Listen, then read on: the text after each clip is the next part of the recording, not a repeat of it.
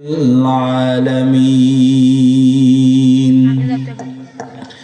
সম্মানিত উপস্থিতি, মহান আল্লাহ পাকের দরবারে লাখো কোটি গুণ শুকরিয়া যে মহান রব্বে ইজ্জত আপনাকে আমাকে এই গ্রামের হাজার হাজার মানুষের ভিড় থেকে আপনাকে আমাকে এই দিনে মজমায় আসার এবং বসার তৌফিক দান করেছেন, ঠিক কিনা?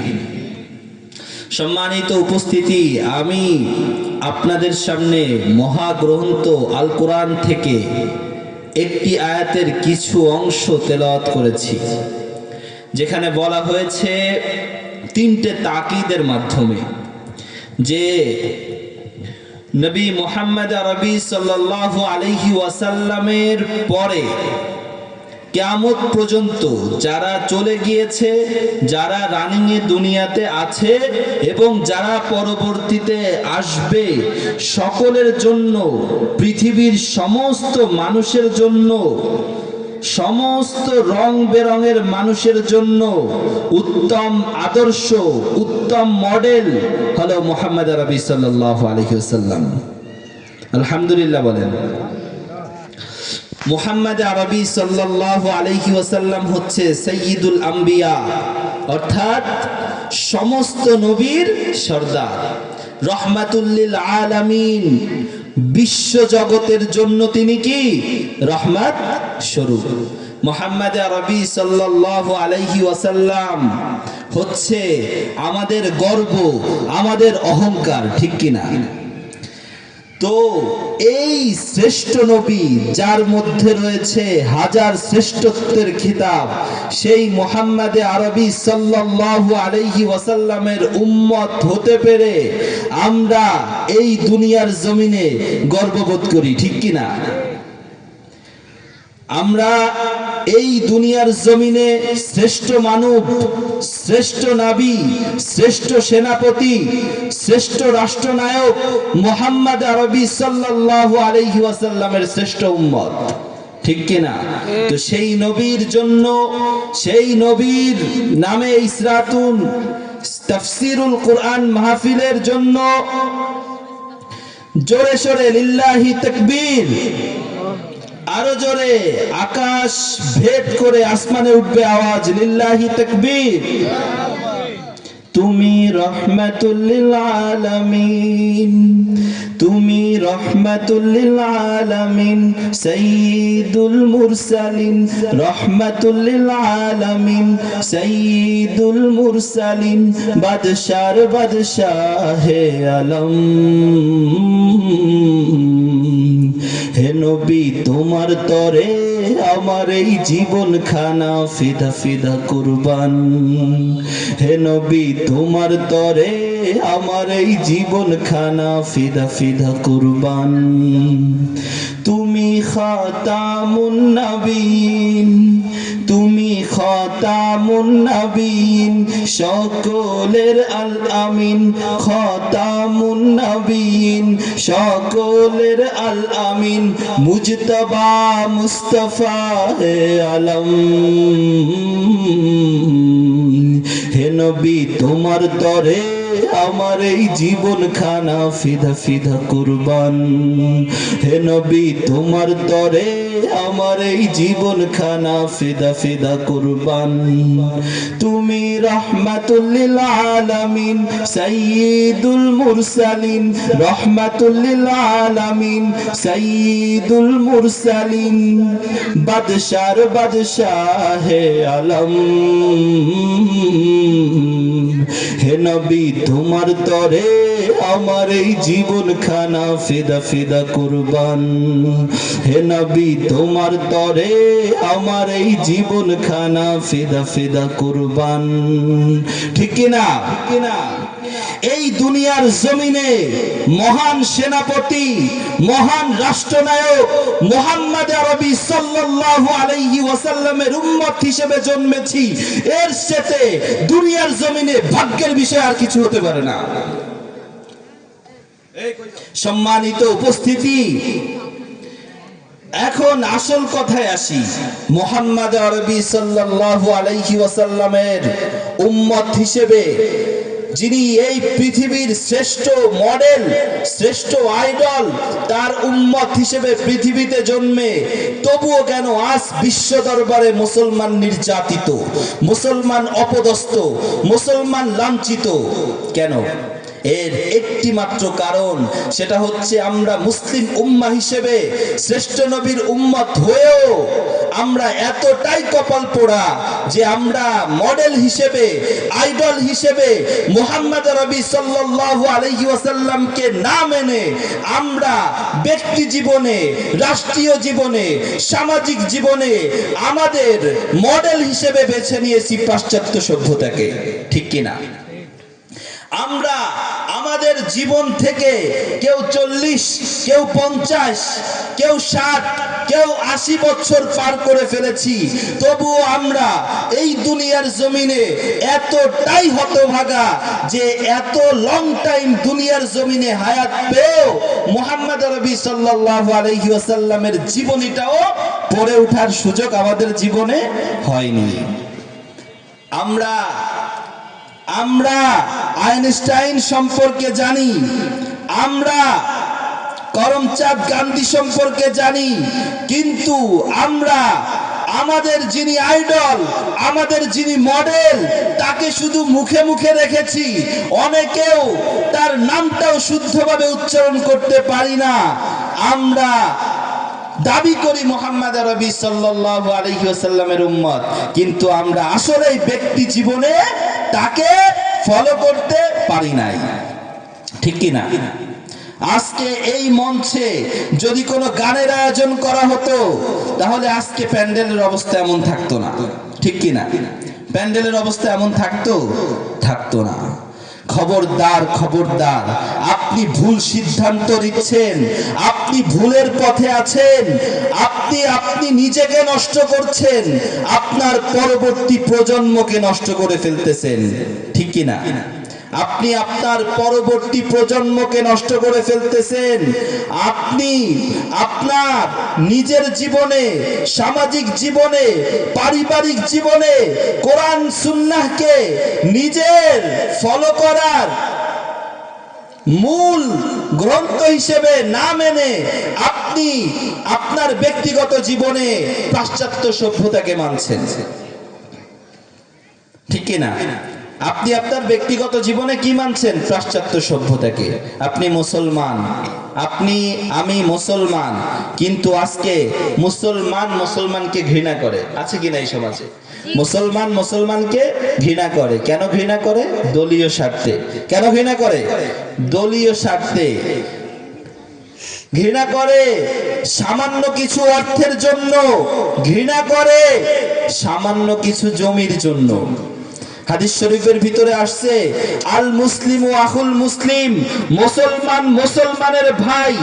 দুনিয়ার জমিনের কোন এক জায়গাতে যদি মুসলমান নির্যাতিত হয়, মুসলমান অপদস্থ হয়, মুসলমান লাঞ্ছিত হয়, যেমন দেহের একটা অংশে কেটে গেলে সারা শরীরে ব্যথা অনুভব হয়, তেমন পৃথিবীর কোন স্থানে মুসলমান লাঞ্ছিত, অপদস্থ, নির্যাতিত হলে আপনার আমার গায়ে সারা শরীরে ব্যথা অনুভব হতে হবে। এটার নাম ঈমান, ঠিক কিনা? সেই ঈমান কি আমাদের মাঝে আছে? সেই ঈমান কি আমাদের মাঝে আছে? নাই। আমরা ব্যক্তি স্বার্থে, দুনিয়ার স্বার্থে আমরা আমাদের মুসলিম ভাইয়ের ক্ষতি সাধন করার চেষ্টা করি, তার ক্ষতি করার চেষ্টা করি। এমনকি মুসলমানের ক্ষতি করা মানে নিজের শরীরে নিজে আঘাত করা। সুতরাং নিজের শরীরে নিজে আঘাত করে মুসলমান ভাইকে কষ্ট দিয়ে আবার বুক ফুলিয়ে গর্ব করে বলি যে আমি এটা করতেছি বা করেছি, ঠিক কিনা? ঠিক না? জোরে বলেন। ঠিক।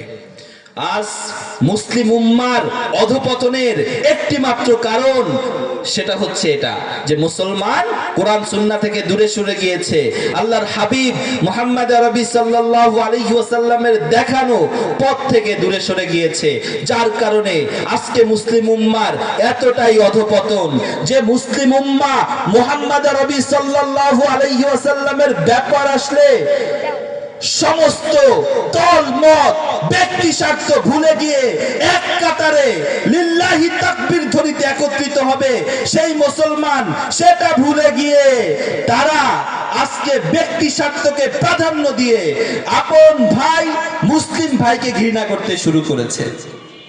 ঠিক কি না? ঠিক কি না? আজকে মুসলিম উম্মার বিশ্ব দরবারে অধপতনের এটাই হচ্ছে মূল কারণ।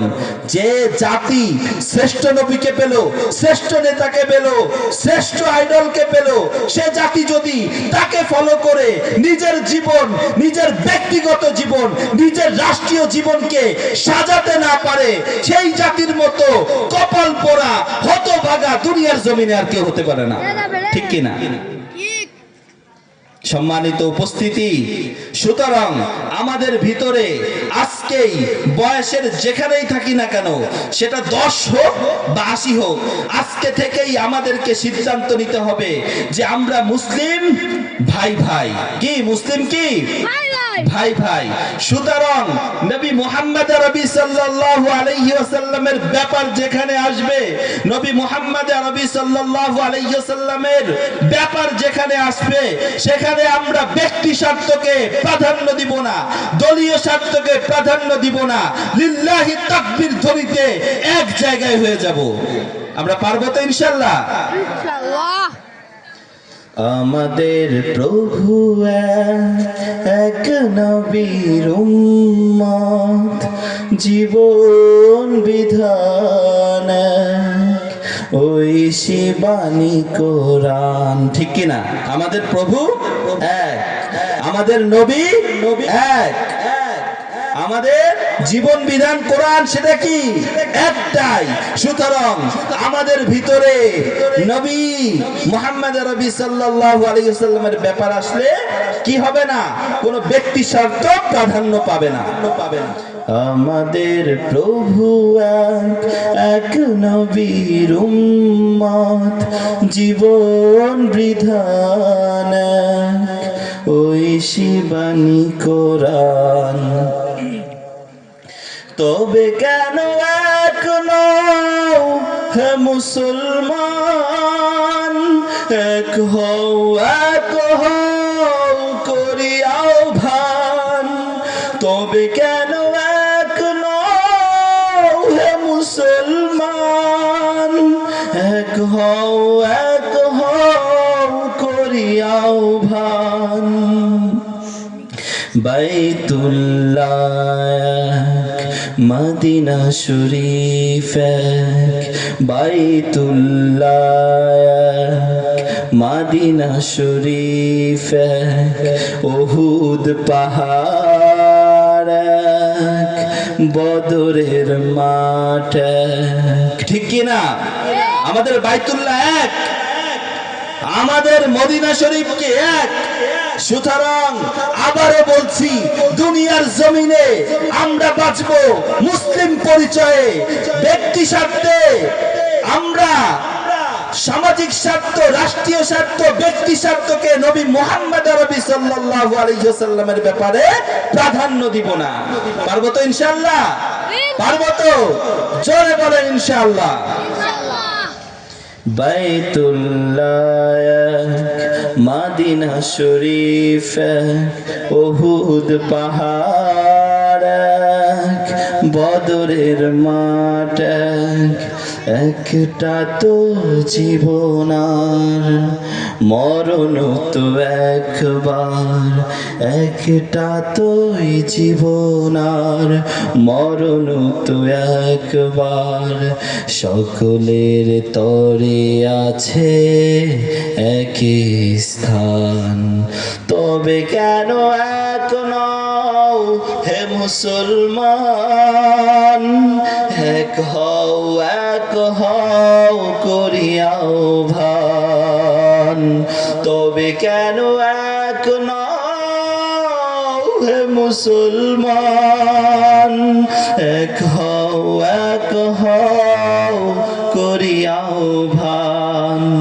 হাসরের মাঠ, মিজান মিজানের মাপ এক, হাসরের মাঠ এক, মিজানের মাপ এক, লৌহে মাহফুজ এক, ফুল সিরাত এক, একটা তো চাঁদার একটাই সূর্য, একটা তো চাঁদার একটাই সূর্য, ধরাতে নিয়ম মেনে আলো করে দান।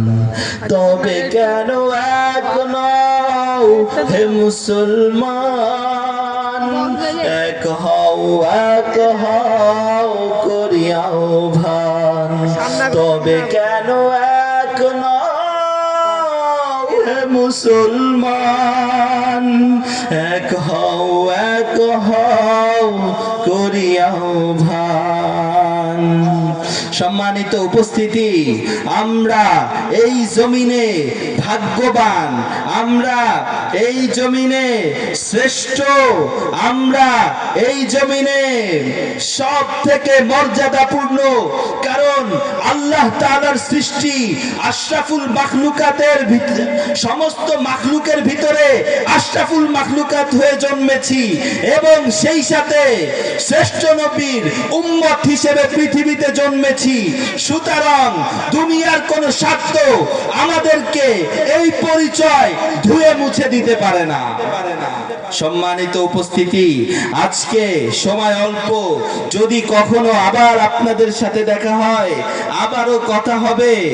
আমরা সর্বশেষ আবারও বলবো, আমি আপনাদের ব্যক্তিগত জীবনে এখন যেখানেই আছেন সেখান থেকেই শুরু করবেন মুহাম্মদ রবি সাল্লাল্লাহু আলাইহি ওয়াসাল্লামকে জানার ব্যাপারে।